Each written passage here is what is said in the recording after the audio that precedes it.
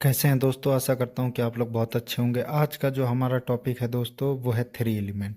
बहुत ही important topic है दोस्तों। मैं सारा कुछ बताऊंगा कि इसमें कंपनसेशन कैसे कैसे होता है और किसका किसका कंपनसेशन होता है और कैसे कैसे ये थ्री एलिमेंट कंट्रोल लूप तैयार होता है दोस्तों। ठीक है दोस्तों, तो चलिए वीडियो को स्टार्ट करते हैं दोस्तों। देखिए दोस्तों, आप लोग देख रहे होंगे दोस्तों। ठीक है, मैंने इसको तीन टर्म्स में दिखाया हुआ है। देखिए, दो एलटी है और एक पीटी दिखाया हुआ है, फिर उसके बाद एफटी स्टीम दिखाया हुआ है और एफटी वाटर दिखाया हुआ है। एफटी स्टीम का मतलब है दोस्तों ये मेन स्टीम लाइन का फ्लो ट्रांसमीटर है दोस्तों। और एफटी वाटर मतलब है ये फीड वाटर का फ्लो ट्रांसमीटर है दोस्तों। ठीक है।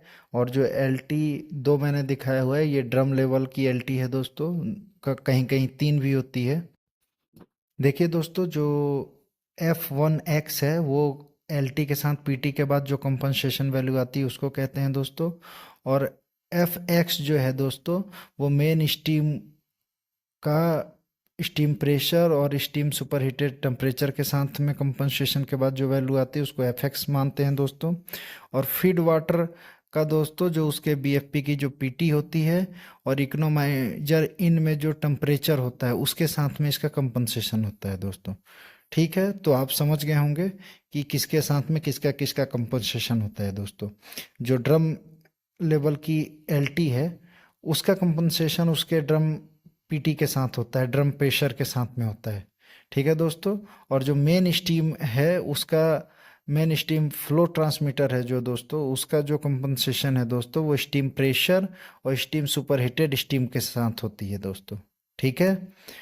तो FT जो मेन स्टीम फ्लो की है उसका प्रेशर और टेम्परेचर के साथ में हम कंपनसेशन कराते हैं। और फीड वाटर जो है दोस्तों उसका जो है हम जो इकोनोमाइजर इनलेट में जो टेम्परेचर लगा रहता है इनमें उसके साथ और इसके जो BFP की जो PT लगी होती है उसके साथ में कंपनसेशन कराते हैं दोस्तों। समझ गए होंगे दोस्तों। ड्रम लेवल LT का ड्रम लेवल प्रेशर के साथ कंपनसेशन के बाद दोस्तों हम एक सॉफ्ट सेलेक्टर स्विच यूज करते हैं दोस्तों। ठीक है, जिसमें वो तीन भागों में डिवाइड होता है। एक जो इनपुट लेता है और दो आउटपुट शो करता है। तो दो आउटपुट में दोस्तों एक LIC1 PID होती है दोस्तों, एक LIC2 PID होती है।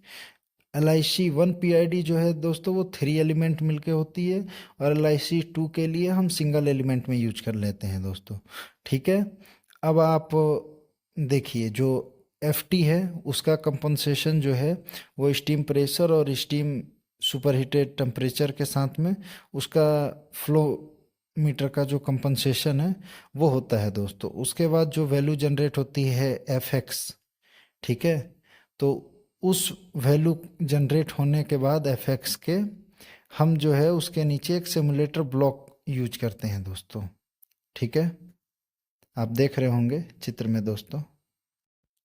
जो मेन स्टीम लाइन का जो फ्लो मीटर होता है दोस्तों उसका कंपनसेशन हम उस लाइन की प्रेशर और टेम्परेचर के साथ में करते हैं दोस्तों। ठीक है, तो उसके होने के बाद दोस्तों जो वैल्यू आती है FX आती है उसके बाद एक हम सिमुलेट ब्लॉक लगाते हैं दोस्तों। ठीक है, जो यहाँ से वैल्यू इसमें आके दोनों वैल्यूओं को वो करके एक फिर पॉइंट जाएगा जो इस कास्काडा सेट पॉइंट कहते हैं दोस्तों। ठीक है, कास्काडा सेट पॉइंट मैं आपको कभी समझाऊंगा दोस्तों। ठीक है, कि क्या कैसे होता है वो दोनों को लेकर। ठीक है दोस्तों, एक से अगर ज़्यादा होता है तो वो कास्काडा सेट पॉइंट कहलाता है जिसमें दो कंट्रोलर होते हैं दोस्तों। ठीक है, तो मैं कभी इसके ऊपर पूरा वीडियो बनाऊंगा दोस्तों कास्काडा सेट पॉइंट के ऊपर। उसके बाद दोस्तों एक उसके नीचे PID ली जाती है और उसके बाद इन दोनों की सिमुलेट ब्लॉक के बाद की वैल्यू जो है वो PID में दी जाती है दोस्तों। और फिर उधर से जो फीड वाटर लाइन का flow meter after compensation temperature और प्रेशर के साथ में F2X जो वैल्यू आती है दोस्तों वो PID में चले आती है दोस्तों। ठीक है, फिर PID जो है दोस्तों वो इन दोनों की वैल्यूओं को जो सिमुलेटर ब्लॉक से आई है और जो F2X से आई है फीड वाटर वाले से, इन दोनों को PID अपने का हिसाब से ट्यून्ड करके एक वैल्यू आउट करता है दोस्तों। ठीक है, जो वैल्यू जो है दोस्तों वो फीड कंट्रोल वाल को हमारे चले जाती है। और ये जो फीड कंट्रोल वाल जो हम यूज करते हैं वो ईयर टू क्लोज यूज करते हैं दोस्तों।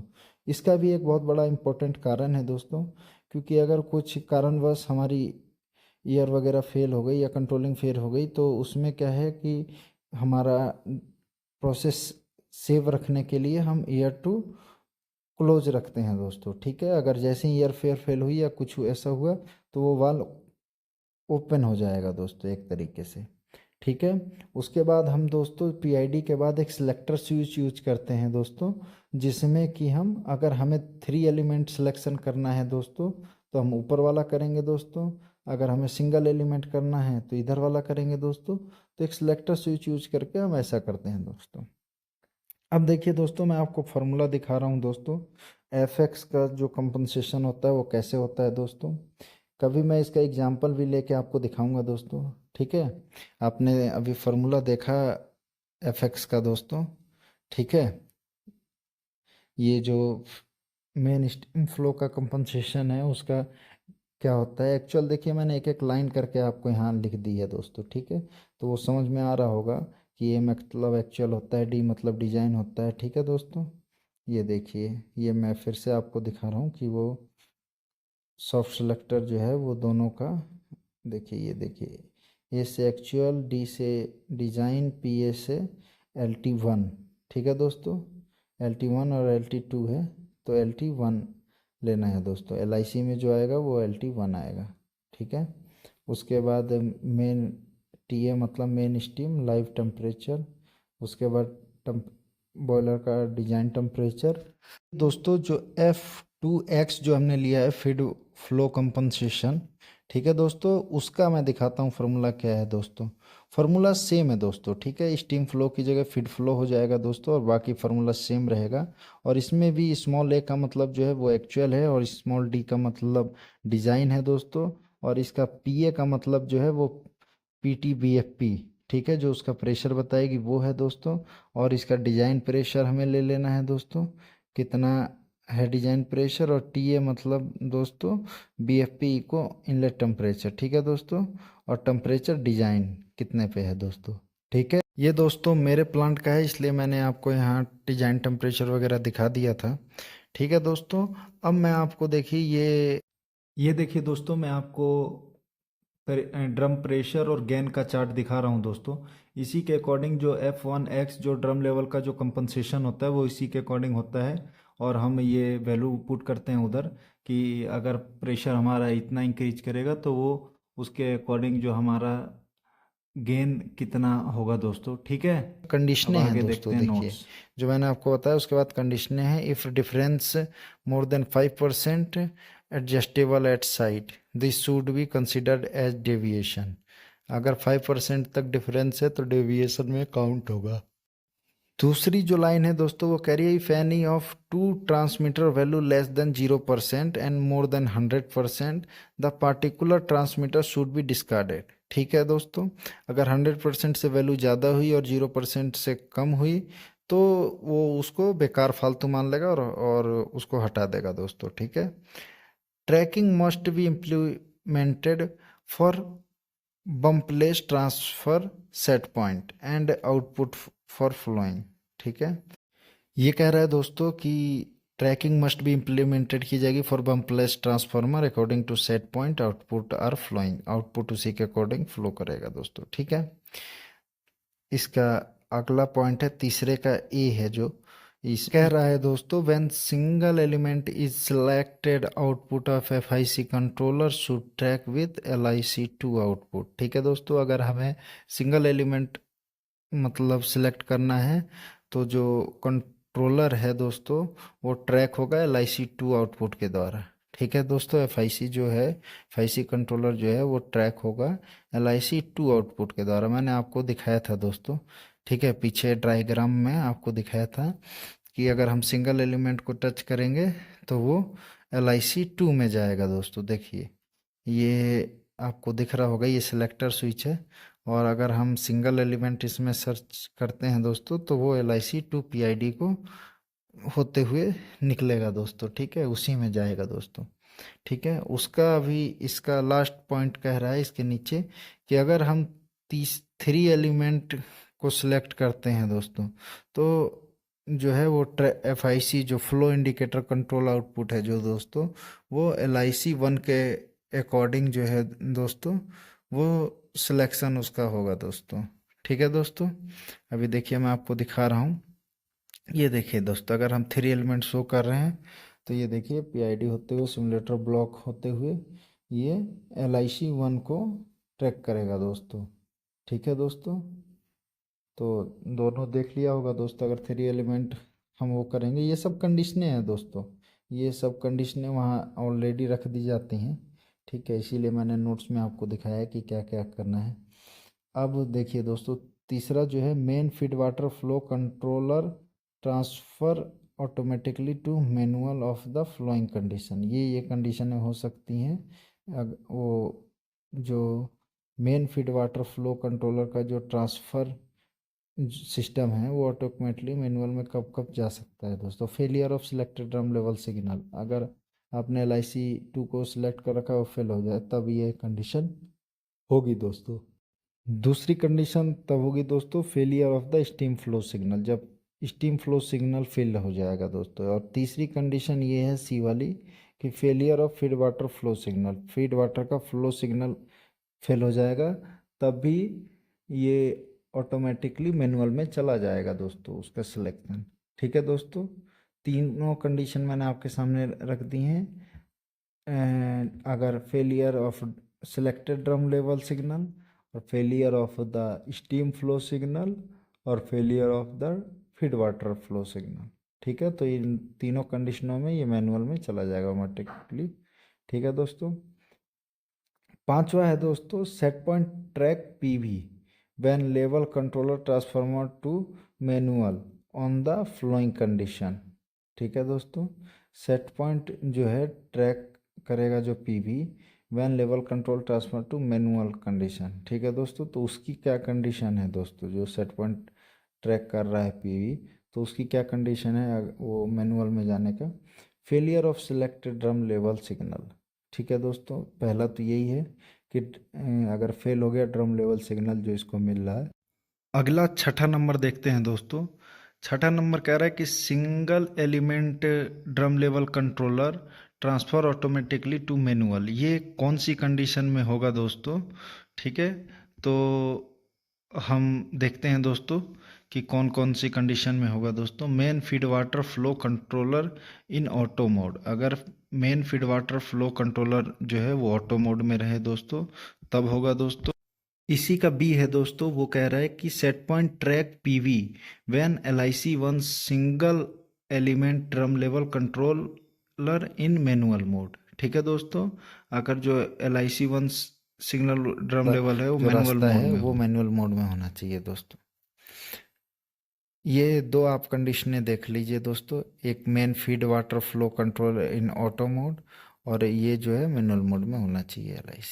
ठीक है, अब when load is 30% an alarm should be generated and then operator has to transfer the control to single element from 3 element control and vice versa। ठीक है, जब लोड 30% होगा तब अलार्म जनरेट होना चाहिए। ठीक है, जिसको वो ट्रांसफ़र करेगा सिंगल एलिमेंट से 3 एलिमेंट कंट्रोल में। ठीक है दोस्तों, और जब 30% से लोड नीचे आ जाए, ठीक है दोस्तों, तो उसको फिर अलार्म जनरेट करे वो 100 से, जिसमें 30 पे आ जाए दोस्तों। Whenever the FIC controller is transferred to Cascada mode, the Cascada set point of FIC should start from feedwater value and also LIC 1 transfer to auto mode। जब भी FIC कंट्रोलर ट्रांसफ़र होता है कास्काडा मोड में, the cascade set point of FIC flow indicator control का जो cascade set point है वो start from feed water value, वो फीड वाटर वैल्यू जो है PV है उसका, उससे स्टार्ट होता है। And LIC 1 transfer to auto mode, और LIC 1 ट्रांसफ़र हो जाता है ऑटो मोड में। देखिए दोस्तों, अभी आपने ये देखा कि मैंने सारा पॉइंट बताया और कैसे क्या होता है दोस्तों, और फार्मूला वगैरह दिखाया दोस्तों। ठीक है, अब मैं कंट्रोल लॉजिक जो है दोस्तों, वो आपको डॉक्यूमेंट में दिखाता हूँ दोस्तों। ठीक है, तो इजेक का ये कंट्रोल लॉजिक है दोस्तों। किसी किसी का चेंज होता है, कॉन्सेप्ट यही होता है दोस्तों, थोड़ा मोड़ा चेंज होता है दोस्तों। बाकी मैं चलिए आपको कंट्रोल फिलोसफी दिखाता हूँ इजेक का पीएनआईडी में। ठीक है दोस्तों, देखिए दोस्तों, मैंने जो आपको बताया था सेम वैसा ही है दोस्तों। ठीक है, थोड़ा मोड़ा अलग हो सकता है दोस्तों, लेकिन जो मैंने बताया वो एक्चुअल बताया है। मैंने जो वो ड्राइंग जो बनाई है दोस्तों, वो जो ड्राइंग मैंने बनाई है वो दोस्तों मैंने लॉजिक को पढ़ के बनाया हुआ है। और ये एक लॉजिक बनाया गया है दोस्तों। ठीक है, ये दोनों सेम नहीं है, अलग अलग है। मगर जो सिमिलरिटी है थोड़ी मोड़ी चेंजिंग होगी, बाकी सारा कुछ वही होगा दोस्तों। ठीक है, आप देखिए दोस्तों, एक पीटी को लेकर वो दो एलटी से उसका कंपनसेशन कराया जा रहा है दोस्तों। ठीक है, का कंपनसेशन के बाद जो भी वैल्यू निकलेगी दोस्तों, एक सॉफ्ट सिलेक्टर यूज कर कर के दोस्तों हम दो पाथ बनाएंगे, एक 3 एलिमेंट के लिए और एक सिंगल एलिमेंट के लिए दोस्तों। ठीक है, और 3 एलिमेंट वाले पार्ट को दोस्तों एक सिमुलेटर में डाल देंगे दोस्तों।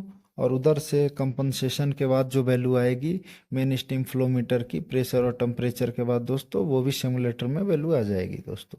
ठीक है, सिमुलेटर के बाद एक दोस्तों पीआईडी हम लेके रखेंगे। पीआईडी में जो है दोस्तों फीड वाटर का हम वैल्यू देंगे दोस्तों। ठीक है, फीड वाटर का भी वैल्यू उसके पहले हम क्या करेंगे, कंपनसेट कर लेंगे दोस्तों। ठीक है, उसके जो फीड वाटर फ्लो का जो प्रेशर है और इको में जो इन हो रहा है उसका टेम्परेचर, उसको हमारे फीड वाटर फ्लो के साथ कंपनसेशन करके दोस्तों हम उसकी वैल्यू पीआईडी में डाल देंगे दोस्तों। पीआईडी में डालने के बाद दोस्तों फिर हमें पीआईडी में दोस्तों दो वैल्यू आ रही हैं। पहली वैल्यू जो है दोस्तों वो हमारे लेवल का और मेन स्टीम फ्लो का आफ्टर कंपनसेशन के बाद सिमुलेटर ब्लॉक लगाने के बाद, उसके बाद हमारे पीआईडी में आ रही है दोस्तों। ठीक है, एक वैल्यू होके। ठीक है दोस्तों, उसके बाद जो इधर से वाटर फ्लो मीटर जो हमने फीड वाटर के लिए लगा रखा है, उधर से जो वैल्यू आ रही है दोस्तों वो भी डायरेक्ट पीआईडी में जाएगी। उसके बाद दोस्तों जो ये है पीआईडी ट्यूनिंग करके हमें कमांड देगा दोस्तों। ठीक है दोस्तों, तो कमांड जो देगा दोस्तों वो उसके बाद एक सिलेक्टर स्विच लगा होगा दोस्तों सिलेक्शन के लिए। वो क्या है दोस्तों कि वो सिलेक्ट करेगा कि 3 एलिमेंट चलाना है, सिंगल एलिमेंट चलाना है दोस्तों। ठीक है, उसके बाद जो फाइनली जो आउटपुट निकाला जाएगा दोस्तों, वो फाइनल आउटपुट जो होगा वो हमारे कंट्रोल वाल को दे दिया जाएगा, फीड वाटर कंट्रोल वाल को दोस्तों, जो एयर टू क्लोज होता है दोस्तों। देखिए मैंने यहाँ दिखा रखा है बहुत बढ़िया से दोस्तों, आपको दिख रहा होगा, मेरी उंगली भी मैंने अभी इशारा की थी।